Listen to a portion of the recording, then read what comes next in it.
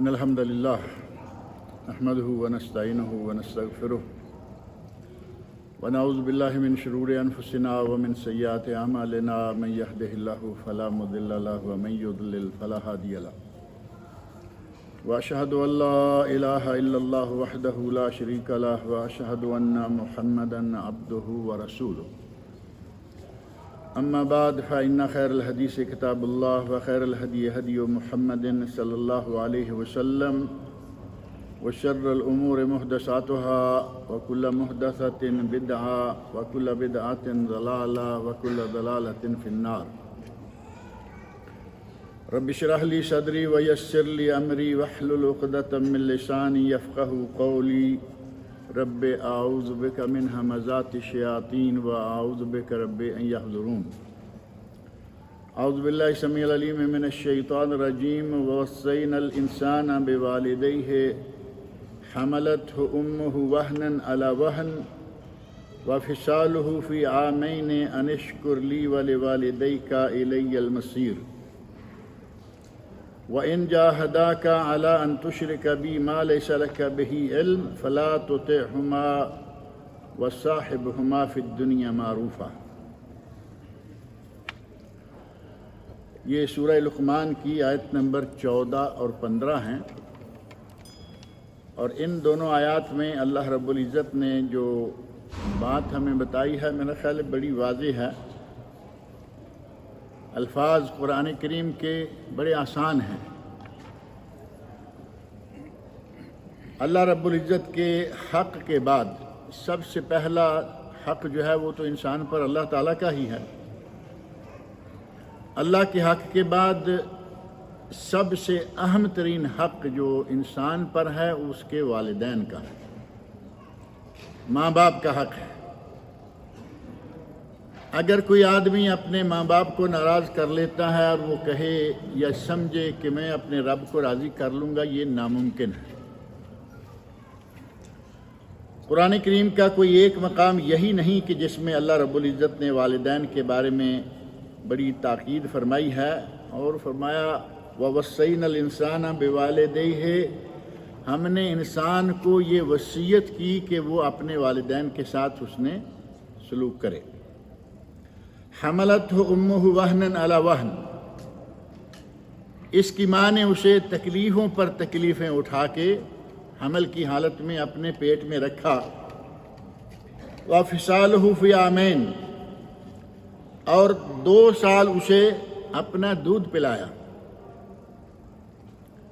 پیٹ میں رکھنے کی 9 سال کی عمر خواتین کو معلوم ہے، جو شادی شدہ لوگ ہیں وہ بھی جانتے ہیں کہ خواتین یہ 9 مہینے کتنی مشقت میں گزارتی ہیں، کن کن مراحل سے انہیں گزرنا پڑتا ہے۔ 9 مہینے کی ان مشقتوں کے بعد بچہ جنم لیتا ہے، ماں موت اور زندگی کے مابین ہوتی ہے کہ بچ جائے گی یا مر جائے گی۔ موت و حیات کا کھیل، موت و حیات میں پتہ نہیں کہ اس کا کیا ہوگا۔ اور بچے کے جنم لینے کے بعد معاملہ ختم ہو جائے تو بھی بڑی بات ہے۔ بچے کو پالنا، بچے کو اس کی پرورش کرنا، تربیت دینا، یہ سارے مراحل ہی ماں کے لیے بطور خاص بڑے اذیت ناک اور تکلیف دہ ہوتے ہیں، لیکن ماؤں کو اللہ رب العزت نے وہ پیار، وہ شفقت، وہ ممتا دی ہوتی ہے کہ تمام تر تکلیفوں کو بڑی ہنسی خوشی قبول کیے چلی جاتی ہے۔ یہ اللہ کی دین ہے عورت کے لیے۔ اگر کبھی کسی مرد کو اس مرحلہ سے ایک مرتبہ گزرنا پڑے، دوبارہ کبھی نام بھی نہ لے، کیونکہ جو پاور اللہ رب العزت نے اس معاملہ میں عورت کو دی ہے مرد کے پاس نہیں ہے۔ یہ الگ بات ہے کہ اس کے پاس اور پاور ہے، لیکن ماں کو بطور خاص بچے کے پیٹ میں رکھنے، اس کو جنم دینے، اس کو دودھ پلانے، اس کی پرورش کرنے میں اس کا بڑا خاص ہاتھ ہوتا ہے۔ اس لیے اللہ رب العزت نے یہاں بطور خاص اس کا ذکر بھی کیا۔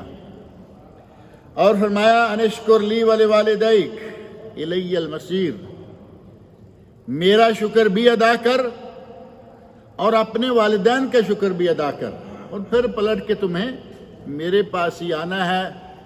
اگر شکر کی ادائیگی میں کمی بیشی کرو گے تو پھر ہم تمہیں سمجھ لیں گے۔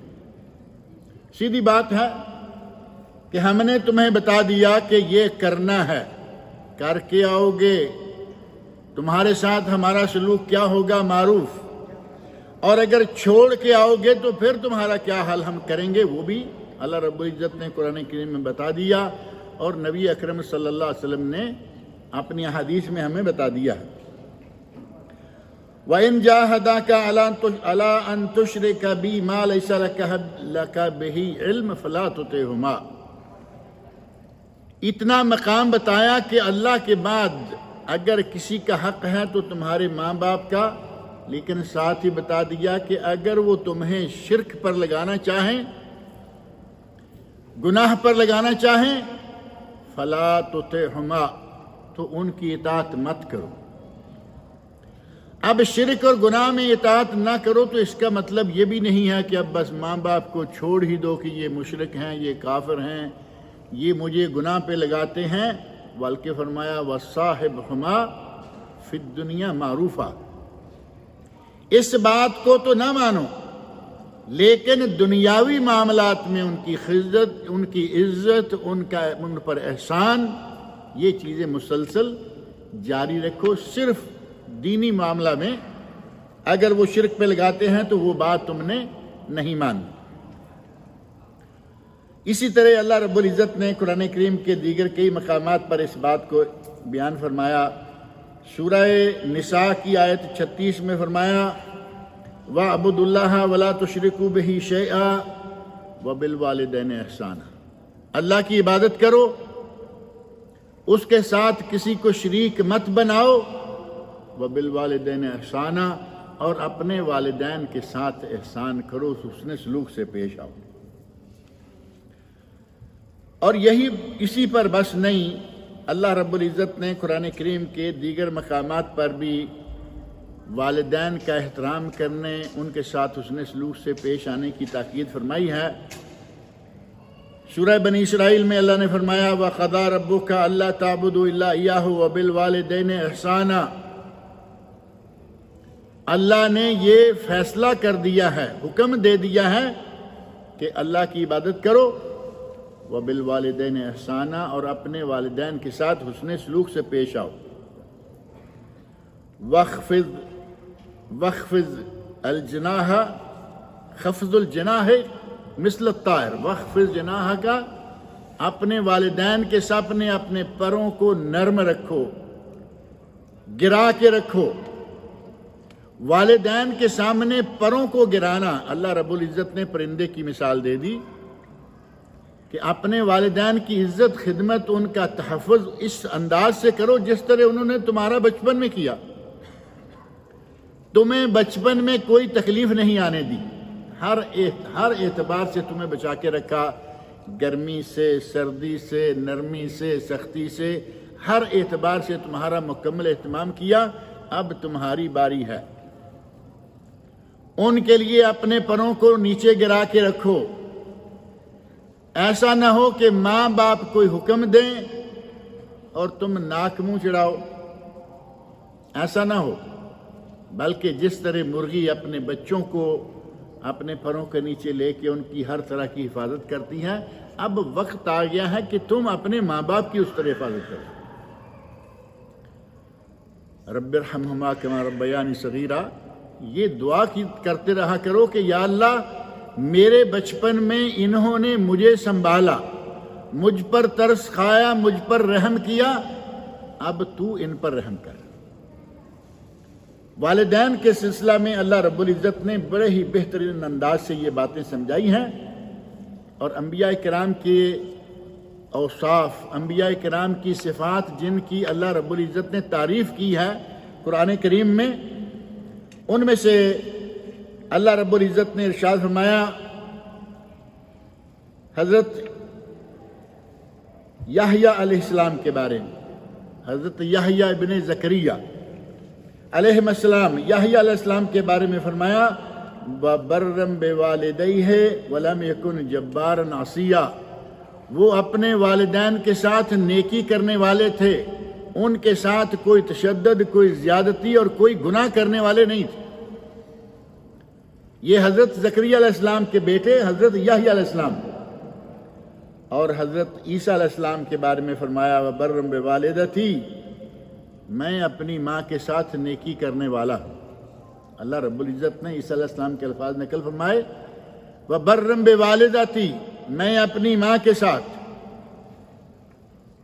جب حضرت یحییٰ علیہ السلام کی باری آئی تو کہا بَرًّا بِوَالِدَيْهِ، وہ اپنے ماں باپ کے ساتھ نیکی کرنے والے ہیں۔ عیسیٰ علیہ السلام کی باری آئی تو بَرًّا بِوَالِدَتِي، کہ میں اپنی ماں کے ساتھ نیکی کرنے والا ہوں۔ نقطہ سمجھ میں آ رہا ہے یا نہیں؟ باپ تو تھا ہی نہیں، اللہ رب العزت نے اپنی خاص قدرت سے بغیر باپ کے صرف ماں سے پیدا کیا تھا۔ والدے کیسے کہہ سکتے تھے بَرًّا بِوَالِدَتِي، میں اپنی ماں کے ساتھ نیکی کرنے والا ہوں۔ وَلَمْ يَجْعَلْنِي جَبَّارًا شَقِيًّا، اور اللہ رب العزت نے مجھے جبار اور بدبخت نہیں بنایا، مجھے اللہ رب العزت نے اپنے والدین کے ساتھ نیکی کرنے والا بنایا ہے۔ غرض یہ کہ قرآن کریم کے کئی مقامات پر اللہ رب العزت نے انسان کو تاکید کی ہے کہ اپنے والدین کا خیال رکھو، ان کے ساتھ حسن سلوک سے پیش آؤ۔ اور نبی اکرم صلی اللہ علیہ وسلم نے اس بات کو سمجھانے کے لیے یہاں تک فرمایا کہ اگر جہاد کا موقع ہے، کوئی آدمی جہاد کے لیے جانا چاہ رہا ہے اور جہاد ابھی فرض عین نہیں ہوا، یہ بات ذہن میں رکھیں، جہاد فرض عین کب ہوتا ہے؟ جب پورے ملک کو ملک کا حاکم مسلمان یہ کہہ دے کہ تم پر اب جہاد فرض ہے، تو یہ جہاد فرض عین ہو گیا، سارے لوگوں کو اب نکلنا چاہیے، ماں روکے باپ روکے، اب اس کی کوئی پرواہ نہیں ہو۔ اور اگر ایسی شکل نہیں ہے، جہاد ابھی فرض کفایہ ہے، ابھی جہاد فرض عین نہیں ہے، اب اگر کوئی جہاد کرنے کے لیے نکلنا چاہتا ہے تو اس کے لیے ضروری ہے کہ پہلے وہ اپنے ماں باپ سے اجازت لے لے، پہلے اپنے ماں باپ سے اجازت لے لے۔ ایک آدمی یمن سے آیا، نبی اکرم صلی اللہ علیہ وسلم سے آ کے کہتا ہے یا رسول اللہ میں جہاد کرنا چاہتا ہوں۔ آپ نے پوچھا ہل لک احد بالیمن، کیا یمن میں تمہارا کوئی اپنا ہے؟ تو اس آدمی نے کہا ابوایا، اللہ کے رسول صلی اللہ علیہ وسلم میرے والدین ہیں، میرے ماں باپ ہیں، دونوں ہیں۔ قال اذن لک، کیا تیرے ماں باپ نے دونوں نے تمہیں اجازت دی ہے کہ جاؤ جا کے جہاد کرو؟ تو اس نے کہا نہیں، انہوں نے مجھے اجازت نہیں دی۔ ہم اندازہ کریں کہ مدینہ منورہ سے یمن تک آدمی آ گیا، یمن سے مدینہ منورہ تک آ گیا۔ اب آپ نے پوچھا کہ ماں باپ اجازت دے چکے ہیں؟ کہا نہیں۔ تو فرمایا کہ جاؤ ارجع الیہما فاستاذنہما، لوٹ جاؤ اور اپنے ماں باپ سے پہلے اجازت لو۔ فإن أذنا لك فجاہد، اگر انہوں نے تمہیں اجازت دے دی تو جہاد کر لینا، وإلا فبرہما، ورنہ پھر ان کی خدمت کرو، ان کے ساتھ نیکی کرو، تمہارا جہاد وہیں ہوگا۔ جاہمہ السلمی ایک صحابی ہیں، انہوں نے بھی نبی اکرم صلی اللہ علیہ وسلم سے جہاد کے لیے مشورہ کیا کہ یا رسول اللہ میں جہاد کے لیے نکلنا چاہتا ہوں۔ پوچھا ہل لک من ام، جاہمہ کیا تمہاری ماں ہے؟ تو کہتے ہیں ہاں یا رسول اللہ ہے۔ نبی اکرم صلی اللہ علیہ وسلم ارشاد فرماتے ہیں الزمها فإن الجنة تحت رجلیہا، اپنی ماں کے ساتھ لگے رہو، ماں کے ساتھ جڑے رہو، اس کی خدمت کی پابندی کرو، تمہاری جنت تو تمہاری ماں کے قدموں کے نیچے۔ آپ اندازہ کریں کہ ماں کا مقام کتنا ہے۔ فرمایا کہ تمہاری ماں کے قدموں کے نیچے تمہاری جنت ہے، تمہیں ادھر ادھر بھاگنے کی ابھی ضرورت نہیں ہے۔ یعنی جب تک جہاد فرض عین نہ ہو تب تک آپ ماں کی اجازت کے بغیر جہاد کے لیے بھی نہیں جا سکتے۔ اور اسی طرح یہ حدیث جو کہ میں نے بھی ذکر کی ہے کہ تمہاری ماں کے قدموں کے نیچے جنت ہے، ایک روایت تھوڑے دوسرے لفظوں سے ہے، اور وہ ہے الجنت تحت اقدام الامہات، جنت ماں کے قدموں کے نیچے ہے۔ اس کے ساتھ یہ باقی کا واقعہ نہیں ہے، وہ روایت ضعیف ہے۔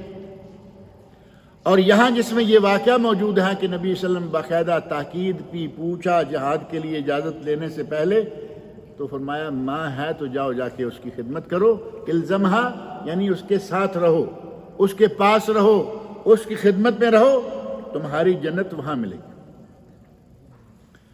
ماں کے لیے اللہ رب العزت اتنا مقام بتائے ہوئے ہیں قرآن کریم میں، اور نبی اکرم صلی اللہ علیہ وسلم بھی یہ مقام بتا رہے ہیں، تو اس کی وجوہات ہیں۔ جیسا میں نے شروع میں ذکر کیا کہ ماں بچے کے لیے کتنے جوخم جھیلتی ہے، باپ کو تو یہ سارے کام نہیں کرنے پڑتے نا۔ یہی وجہ ہے کہ صحیح بخاری مسلم کی متفق علیہ حدیث ہے، حضرت عبداللہ بن مسعود رضی اللہ عنہ نبی صلی اللہ علیہ وسلم سے فرماتے ہیں، یا رسول اللہ ای العمل احب الی اللہ، اللہ کے یہاں سب سے پیارا عمل کون ہے؟ بلکہ دوسری حدیث جس میں خاص طور پر ماں کا باپ سے بھی زیادہ مقام بیان کیا گیا ہے، اس میں صحابی پوچھتے ہیں، یا رسول اللہ من احق بصحابتی، یا رسول اللہ من احق بحسن صحابتی، صرف میرے ساتھ کا حقدار نہیں بلکہ میرے حسن سلوک کا حقدار سب سے زیادہ کون ہے؟ فرمایا امک، ثم ایو، پھر کون؟ امک، ثم ایو، امک، 3 مرتبہ یہی بات فرمائی۔ اور چوتھی مرتبہ جب پوچھا کہ پھر کون، صحابی دیکھیں اس نے ہمارے لیے کتنی آسانی کر دی۔ ایک مرتبہ اللہ کے نبی صلی اللہ علیہ وسلم فرمایا امک، خاموش ہو جاتے، بات نہیں، اگلا درجہ بھی پوچھا، صحابی کے دل میں بھی تو بات ہوگی نا کہ سب سے زیادہ حسن سلوک تو میں ماں سے کروں، گھر میں میرا باپ بھی ہے، اس کو میں اگنور کیسے کروں گا؟ پوچھتے گئے، ایک مرتبہ پوچھا، دوسری مرتبہ پوچھا، تیسری مرتبہ پوچھا، اور چوتھی مرتبہ بھی پوچھا۔ چوتھی مرتبہ نبی اکرم صلی اللہ علیہ وسلم فرمایا ابوک، تیرے حسن سلوک کا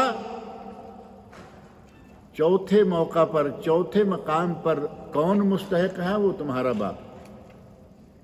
یہ حدیث بہت دفعہ آپ کے سامنے ذکر کی گئی ہے کہ والدہ کا تعلق حسن سلوک سے اپنی اولاد کے ساتھ 3 گنا زیادہ ہے والد سے، یعنی سیدھا سیدھا 3 مرتبہ کہا جائے کہ تیری ماں، تیری ماں، تیری ماں، اور چوتھی مرتبہ کہا جائے تیرا باپ، 75% ہماری خدمت کی مستحق کون ہو گئی؟ والدہ، اور اگلے 25% والد۔ لیکن اب اس کا معنی یہ بھی نہیں ہے کہ والدہ کو تو آپ کی خدمت کی بھی کوئی ضرورت نہیں ہے، والد کو ضرورت ہے، آپ کہیں کہ نہیں پہلے 75% میں ادھر، ایسا بھی نہیں ہے۔ والدین دونوں جنت کا دروازہ ہیں، والدین دونوں ہی جنت کا دروازہ ہیں، دونوں کو سنبھال کے رکھنا ہے۔ لیکن اگر کبھی ایسی نوبت آ جاتی ہے کہ سب سے زیادہ حسن سلوک کس سے کرنا ہے، تو اس شکل میں آپ کو سب سے زیادہ اپنی والدہ کے ساتھ حسن سلوک کرنا ہے۔ جہاد سے بھی زیادہ افضل عمل کے بارے میں ایک حدیث جو کہ صحیح بخاری و مسلم میں ہے، حضرت عبداللہ بن مسعود رضی اللہ عنہ والی، اس میں حضرت عبداللہ بن مسعود رضی اللہ عنہ نبی صلی اللہ علیہ وسلم سے پوچھتے ہیں ای العمل احب الی اللہ، اللہ کے رسول، اللہ کو سب سے پیارا عمل کون سا ہے؟ نبی صلی اللہ علیہ وسلم فرمایا الصلاۃ علی وقتہا، نماز کو اس کے وقت پر ادا کرنا۔ اب نماز کو اس کے وقت پر ادا کرنا کیا ہے؟ اذان ہوئی، تیاری کریں، مسجد میں جائیں، بلکہ بعض سلف صالحین سے ملتا ہے کہ یہ اذان تو غافل لوگوں کے لیے ہے، اذان تو غافل لوگوں کے لیے ہے کہ جو غفلت میں ہے اذان سنے اور تیاری کرے۔ مومن مسلمان کا کام تو یہ ہے کہ وہ تیاری کرے، اذان ہو مسجد میں پہنچا ہوا ہو، اذان سے پہلے مسجد میں پہنچا ہوا ہو، ہمارے یہاں تو اذان سے پہلے دروازے نہیں کھلتے نا، لیکن جہاں کھلتے ہیں وہاں پہلے جائے، جہاں نہیں کھلتے کھلنے کے وقت پہنچ جائے۔ اور ہم تو جماعت کی بھی آخری رکعت رہتی ہو تو کہتے ہیں کہ چلو جس میں سورۃ فاتحہ کے ساتھ دوسری صورتوں والی 2 رکعتیں ہیں وہ بھی گزر جائیں، تاکہ وہ میں پھر اپنی مرضی سے نبیڑ لوں گا کہ میں نے اس کے ساتھ کیا کرنا ہے آخر دم تک پہنچنے کے۔ نبی سے فرمایا اللہ کو سب سے پیارا عمل الصلاۃ علی وقتہا۔ حضرت عبداللہ بن مسعود کہتے ہیں ثم اے اللہ کے نبی پھر کون؟ فرمایا بر الوالدین، اپنے ماں باپ کے ساتھ نیکی کرنا، حسن سلوک کرنا۔ حضرت عبداللہ بن مسعود کہتے ہیں قلت ثم اے اللہ کے رسول پھر اس کے بعد؟ تو فرمایا الجہاد فی سبیل اللہ، والدین کی خدمت کے بعد جہاد فی سبیل اللہ کی باری ہے۔ اور صحیح بخاری مسلم کی یہ حدیث ہے، نبی صلی اللہ علیہ وسلم نے والدین کی رضا میں جنت اور والدین کو ناراض کرنے والے کے بارے میں بہت سخت تاکیدیں فرمائی ہیں۔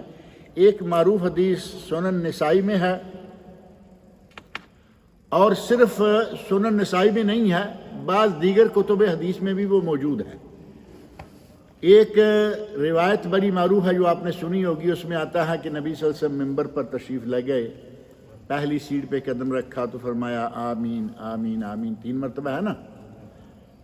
ایک وہ حدیث ہے، اس کی بعض اسناد کو محدثین کرام نے ضعیف قرار دیا ہے، اور ان میں سے ہی بعض کو قابل اعتماد بھی قرار دیا گیا، لیکن ان سے ہٹ کر یہ بالکل مختصر حدیث ہے مطلقاً۔ اس میں ہے کہ ایک سیڑھی پہ قدم رکھا تو فرمایا آمین، دوسری پہ آمین، تیسری پہ آمین۔ پوچھا گیا کہ یا رسول اللہ آپ نے ایسے کیا کیوں کیا؟ تو فرمایا کہ ایک سیڑھی پہ مجھے جبرائیل علیہ السلام نے کہا تھا کہ یہ اپنی زندگی میں ماں باپ کو پائے اور وہ ان کو راضی نہ کر لے، اللہ کی رحمتوں سے دور ہو گیا۔ بعدا وہ اللہ کی رحمتوں سے دور ہو گیا، ملعون ہو گیا۔ جو ماں باپ کو زندہ پائے، دونوں کو یا کسی ایک کو، اگر یہ کرے اور اللہ کو راضی کر کے جنت نہ پالے تو ملعون، یا رحمت الہی سے دور۔ رمضان کو پائے، رمضان کے روزے رکھ کے اللہ کو راضی نہ کر لے، رمضان تو ابھی آنے والا ہے نا، وہ بھی اللہ کی رحمتوں سے دور۔ یہاں وہ لمبی بات نہیں، یہاں بڑی مختصر سی بات ہے، راغم انفو ثم راغم انفو ثم راغم انفو۔ اس کی ناک خاک آلود ہو، اس کی ناک خاک آلود ہو، اس کی ناک خاک آلود ہو۔ ناک ہی کا مسئلہ ہے نا آج ہمارے پاس، یہ کام ہم کریں گے جی، نہیں کریں گے تو ناک نہیں رہتی۔ ہمارے پنجاب میں تو یہی ہے۔ اگر آج ہم نے اپنی ماں کا، اپنے باپ کا، اپنے دادا کا، اپنی دادی کا چہلم نہ کیا، 10واں ساتہ نہ کیا، ناک نہیں رہتی۔ لوگ کہیں گے اتنے پیسے کما کے لایا ہے سعودیہ سے اور اتنی توفیق نہیں کہ اپنی ماں کے لیے یہ ختم دلا لے۔ اسے اندر سے معلوم ہے کہ یہ جائز نہیں، شریعت میں یہ چیزیں ثابت نہیں، لیکن کر رہا ہے۔ کیوں؟ ناک کی تحفظ، ناک کا تحفظ ہے، ناک نہیں رہتی۔ بارات میں اسے معلوم ہے کہ باجے بجانا، ڈھول ڈھمکے کرنا، ڈانس کرنا، دھمالیں ڈالنا، آج کل سب کچھ ہو رہا ہے یا نہیں؟ کبھی کبھی شرم آتی ہے دیکھ کر کہ بوڑھے آدمی، بیٹے کی شادی ہے، پوتے کی شادی ہے، ناچ رہا ہے، اور بوڑھی عورتیں، دادیاں اور نانیاں ناچ رہی ہوتی ہیں۔ اب یہ کیا ہو رہا ہے؟ یہ کون سی ناک سنبھالنے والی بات ہے؟ لیکن کچھ کام ایسے ہیں کہ ہم صرف اس لیے کرتے ہیں جی معاشرے میں ناک نہیں رہتی، معاشرے میں عزت نہیں رہتی۔ ناک کو چہرے کا سامنا سب سے پہلا حصہ شمار ہوگا نا۔ یہ اگر یہ خاک آلود ہو جائے تو معنی یہ ہوا کہ یہ آدمی ذلیل ہو گیا۔ ہمارے یہاں معافی منگوانے کا ایک طریقہ ہوتا ہے، کہتے ہیں زمین پہ ناک رگڑو، ہے نا، زمین پہ 3 مرتبہ 5 مرتبہ ناک رگڑو، تب میں تم سمجھوں گا کہ معافی مانگی۔ نبی صلی اللہ علیہ وسلم نے 3 مرتبہ فرمایا کہ اس کی ناک خاک آلود ہو، اس کی ناک خاک آلود ہو، اس کی ناک خاک آلود ہو۔ صحابہ کہتے ہیں یا رسول اللہ وہ کون آدمی ہے؟ تو آپ نے فرمایا من ادرک ابویہ عند الکبر احدہما او کلاہما، جس نے بڑھاپے میں اپنے ماں باپ کو پا لیا، دونوں کو یا کسی ایک کو۔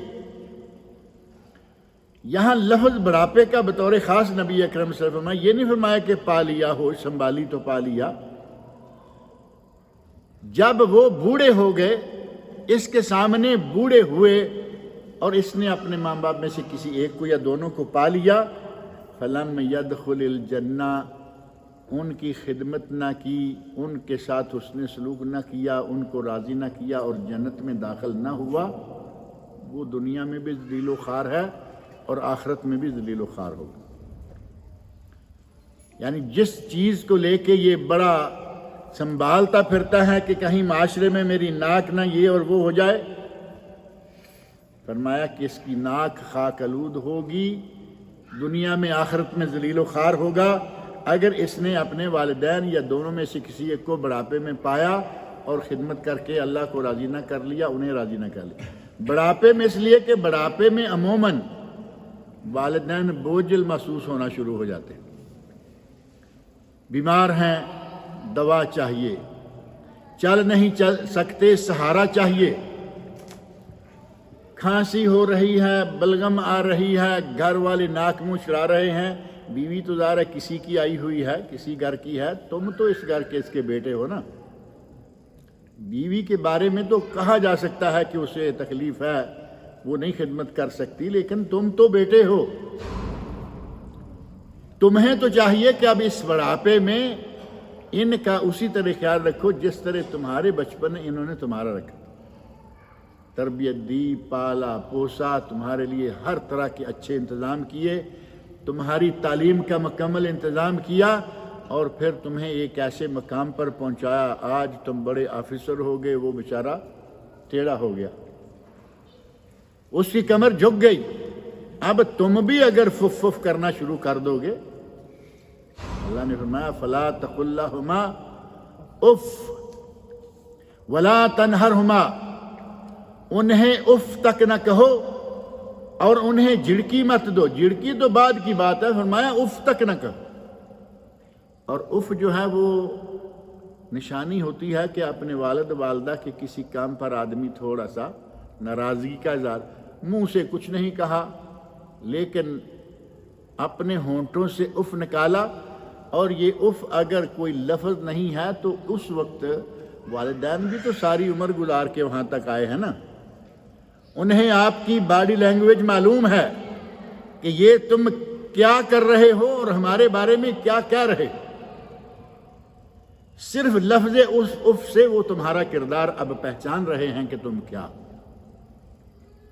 کتنی تکلیف محسوس کرے گا وہ شخص جس نے ساری عمر اس کے لیے قربان کر دی، ساری عمر اس کے لیے کماتا رہا اور آج یہ معمولی معمولی باتوں پہ اف کہہ رہا ہے۔ دونوں میں سے کسی ایک کو بھی بڑھاپے کی حالت میں، جوانی کا ذکر غالباً اس لیے نہیں کیا گیا کہ جوانی میں تو وہ جوان ہے خود اور تم ابھی جوان نہیں ہوئے، تھپڑ آئے گا سیدھا، سیدھے ہو جاؤ، اب وہ بیچارے اس لائق نہیں رہے کہ وہ تھپڑ مار سکے۔ ہمت ہے بھی تو والدین عموماً کہتے ہیں جی اب بچہ جوان ہو گیا، ہم ہاتھ اٹھا نہیں سکتے، اور بالکل صحیح بات ہے، بچپن میں تھوڑا سا مار پیٹ کرنا، ڈرانا دمکانا، بچے کو تربیت کرنے کے لیے تھوڑا سا مار لینا کوئی حرج نہیں، لیکن اب بچہ جوان ہو جائے، بچہ سر تک آیا ہوا ہے، اب اس پہ آپ مار پیٹائی شروع کر دیں گے، وہ اچھا بھی نہیں لگتا، لیکن ان ایام میں عموماً ایسا ہوتا نہیں، اسی لیے اللہ رب العزت نے بطور خاص فرمایا کہ جب یہ بوڑھے ہو جائیں، نبی اکرم صلی اللہ علیہ وسلم فرماتے ہیں بوڑھے ہو جائیں، اللہ رب العزت فرما رہا ہے بوڑھے ہو جائیں، تو پھر ان کے ساتھ آپ نے کیا سلوک کرنا ہے۔ نبی صلی اللہ علیہ وسلم فرماتے ہیں الوالد اوسط ابواب الجنہ، والد جنت کا درمیان والا دروازہ، سامنے دروازہ ہے، مین گیٹ، جنت کا دروازہ سامنا وسط والا وہ ہے والد، فَإِنْ شِئْتَ فَأَضِعْ ذَلِكَ الْبَابَ او احفظ، چاہو تو اس دروازے کو ضائع کر لو اور چاہو تو اس دروازے کو سنبھال لو۔ یعنی صرف ماں ہی کی نہیں، ماں اور باپ دونوں کی خدمت کے لیے یہ بات معروف ہے۔ عمر بن عبدالعزیز رحمۃ اللہ علیہ بڑے معروف شخص گزرے ہیں، تابعی، اور جنہیں خلیفہ راشد بھی کہا گیا، 5ویں خلیفہ راشد۔ انہوں نے بڑی عقل مندی کی بات کہی ہے۔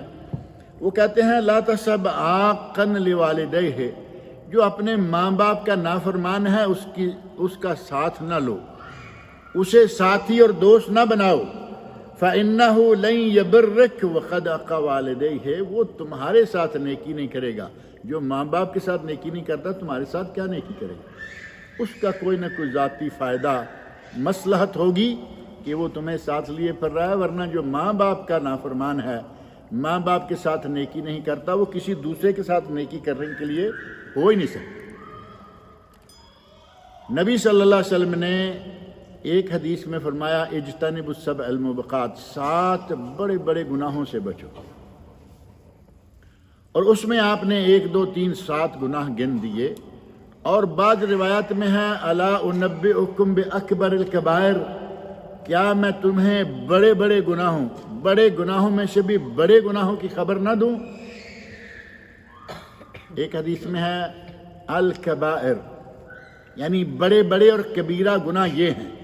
اب جب ان گناہوں کی گنتی کی باری آئی تو سب سے پہلے الاشراک باللہ یا الشرک باللہ، اللہ کے ساتھ کسی کو شریک کرنا اس کی عبادت میں، اس کی صفات میں، اور دوسرے نمبر پر فرمایا وعقوق الوالدین، اپنے ماں باپ کی نافرمانی کرنا۔ جس طرح فرمایا کہ اللہ نے یہ فیصلہ کیا ہے وَقَضَىٰ رَبُّكَ أَلَّا تَعْبُدُوا إِلَّا إِيَّاهُ وَبِالْوَالِدَيْنِ إِحْسَانًا، دوسرے نمبر پر والدین کا، یہاں اللہ کے ساتھ شرک نہ کرو، ماں باپ کی نافرمانی نہ کرو۔ تیسرے نمبر پر فرمایا قتل النفس، کسی کو جان بوجھ کر بلا وجہ بلا سبب قتل کر دینا۔ یمین الغموس، جھوٹی قسم کھانا جس کے پیچھے کوئی نہ کوئی فائدہ بھی ہو۔ السحر، جادو، جو آج کل سر پہ چڑھ کے بول رہا ہے، ایسے یا نہیں؟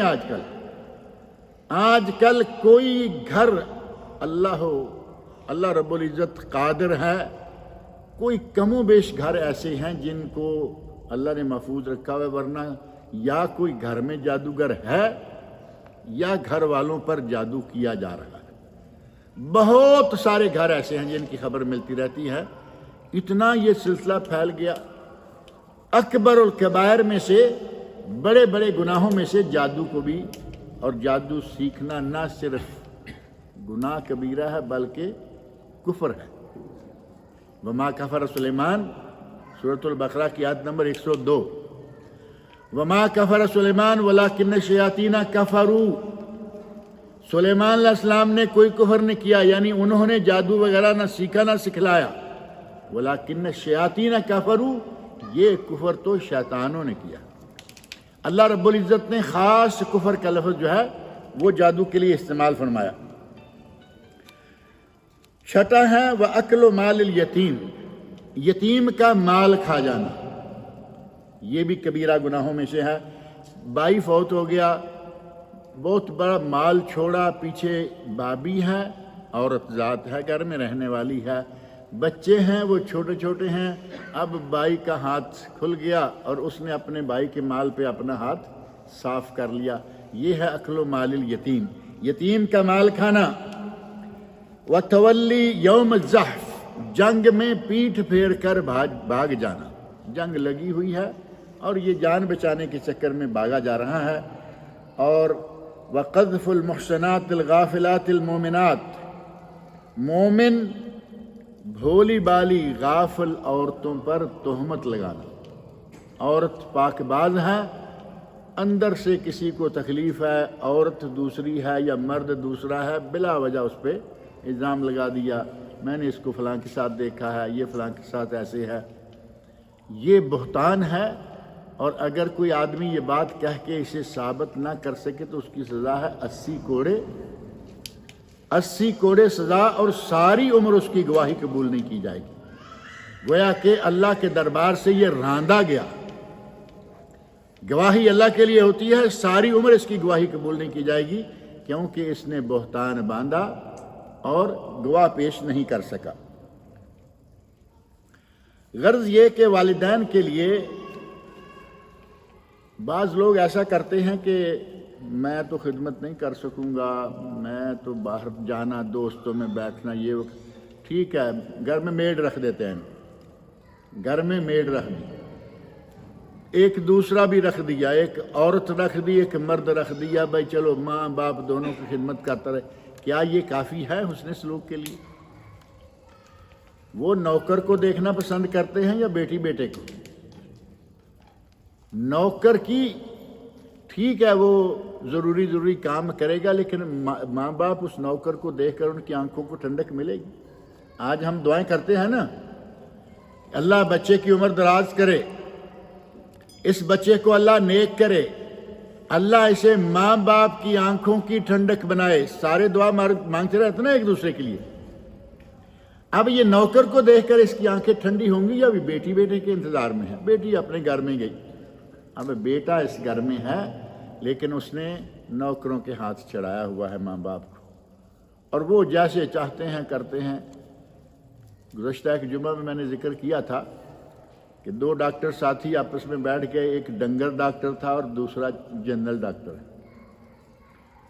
ڈنگر ڈاکٹر جو ہے نا، وہ کہہ رہا ہے کہ ظاہر کہ دونوں ساتھی ہیں، ایک دوسرے کو جانتے ملتے ہیں، کہتا ہے یار بڑی عجیب بات ہے، مجھے بڑا تعجب آتا ہے کہ جانور بیمار ہوتا ہے تو اسے لے کے آنے والا نوجوان لڑکا، نوجوان لڑکی، آدمی مرد یا جوان عورت، جانور مرے، جانور بیمار ہو تو اسے ڈاکٹر کے پاس ہسپتال میں لانے والا مرد یا عورت خود،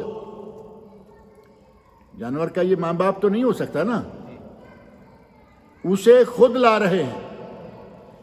اور ماں باپ بیمار ہو جائے تو اسے نوکر چاکر لا رہے ہیں، ڈرائیور لا رہا ہے۔ ڈرائیور کی ڈیوٹی ہے بابا کو لے جاؤ، ماما کو لے جاؤ، ان کو ہسپتال میں لے کے دوا لے کے آ جاؤ، خود ان کے ساتھ جانے کو تیار نہیں۔ آپ یہاں بھی تو اندازہ کر سکتے ہیں نا کہ ماں باپ کے ساتھ احسان کرنے کی شکلوں میں سے صرف یہ نہیں کہ نوکر رکھ دیا، ڈرائیور رکھ دیا اور کافی ہے۔ وہ اپنی آنکھوں کو ٹھنڈک پہنچانا چاہتے ہیں تمہیں دیکھ کر، تم اسے نظر نہیں آتے۔ اس سلسلہ میں تو 1-2 نہیں، بہت سارے واقعات ہیں طرح طرح کے کہ والدین کی نافرمانی کہاں کہاں تک لوگ کرتے، لیکن سب لوگ ایسے نہیں ہیں۔ کچھ لوگ ایسے بھی ہیں جو والدین کے ساتھ اتنا حسن سلوک، اس حد تک حسن سلوک سے پیش آتے ہیں کہ اپنی نوکری تک کو وہ تیاگ دیتے ہیں۔ نوکری لگی ہوئی ہے، پتہ ہے کہ میرے ماں باپ کو میری ضرورت ہے، میں نوکری کروں تو ان کی میں خدمت نہیں کر سکتا، نوکری چھوڑ دیتے ہیں۔ اب ظاہر ہے کہ ایک آدمی پیسہ بھی نہیں ہے اور نوکری بھی چھوڑ دے گا تو خود بھی بھوکا مرے گا، ماں باپ کو بھی مارے گا۔ یہ تو اب اس کے لیے ہے جس کا ذریعہ کوئی نہ کوئی ہے، اس کے پاس کچھ ہے، نوکری چھوڑ دی، میں اپنی ماں باپ کی خدمت کروں گا۔ اور ایسے واقعات ملتے ہیں کہ ماں باپ کے ساتھ بیٹھ کے کھانا کھا رہا ہے، یہ جو زندہ مثالیں ہوتی ہیں ان میں سے ہے۔ کٹھے بیٹھ کے کھانا کھاتے ہیں، ایک پلیٹ میں ہے، ماں باپ کھا رہے ہیں، ساتھ یہ خود بیٹھا کھا رہا ہے۔ بچہ کہہ رہا ہے کہ میں نے کبھی کسی بوٹی کی طرف ہاتھ نہیں بڑھایا جب تک میرے ماں باپ اس بوٹی کو کھا کے یا آدھا پونا لے کے چھوڑ نہ دیں، نئی بوٹی کو میں ہاتھ نہیں لگاتا۔ کیوں؟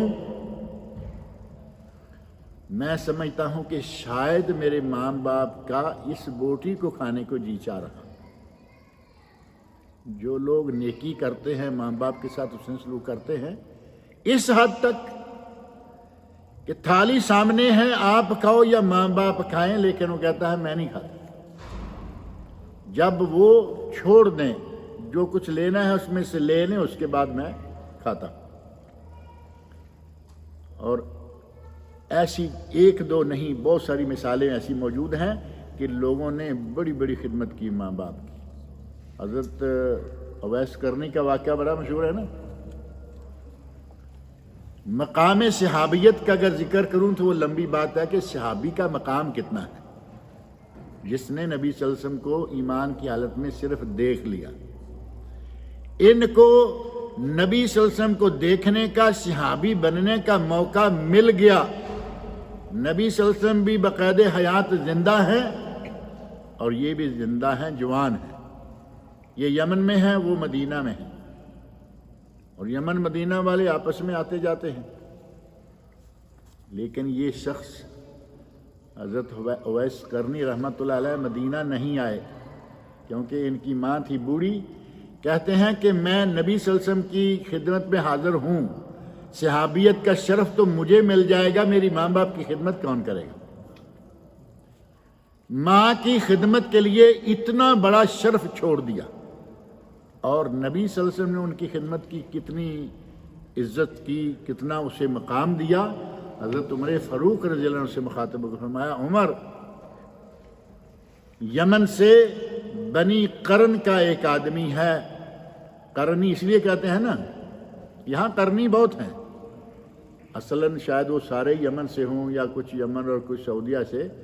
القرنی فلاں، القرنی، گرنی کہتے ہیں ہمارے یہاں عام، گرنی بہت ہیں، اور وہ بھی گرنی تھی۔ فرمایا، عمر، گرنی آدمی اگر کبھی تمہیں مل جائے، یعنی وہ تو ماں کو چھوڑ کے وہاں سے نبی کو ملنے نہیں آیا، تمہیں ملنے کہاں آئے گا، لیکن اگر کبھی مل جائے تو اس سے دعا کروانا، اس سے دعا کروانا۔ عمر فاروق کو نبی صلی اللہ علیہ وسلم کہہ رہے ہیں۔ یہ اتنا مقام اس آدمی کو کیوں مل گیا تھا؟ ماں کی خدمت کی وجہ سے۔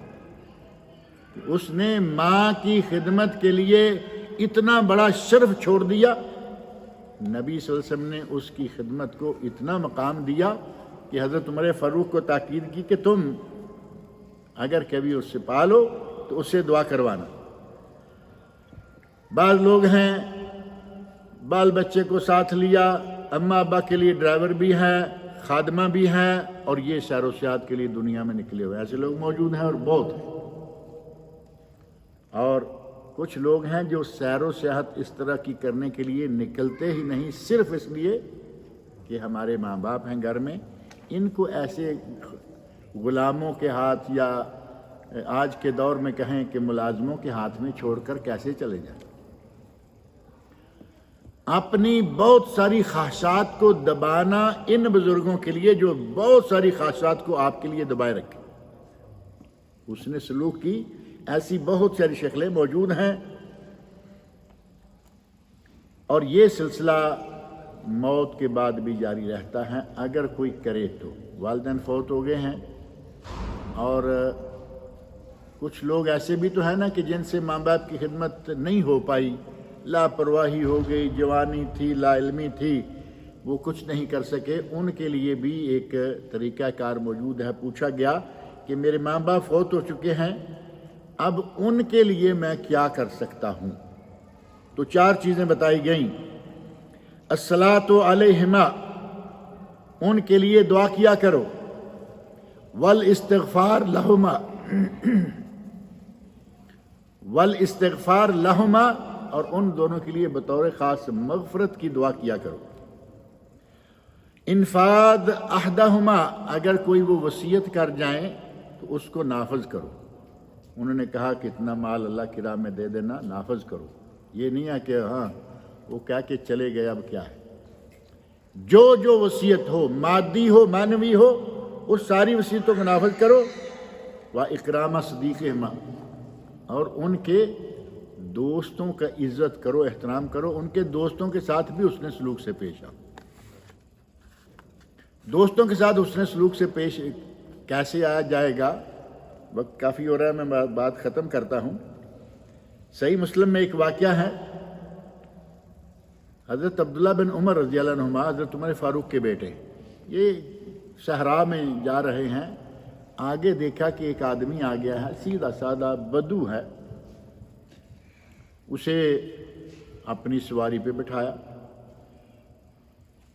اپنی دستار، سر پہ جو بھی چیز تھی، پگڑی تھی، دستار تھی، کیسی تھی، وہ اتاری اور اس کے سر پہ رکھ۔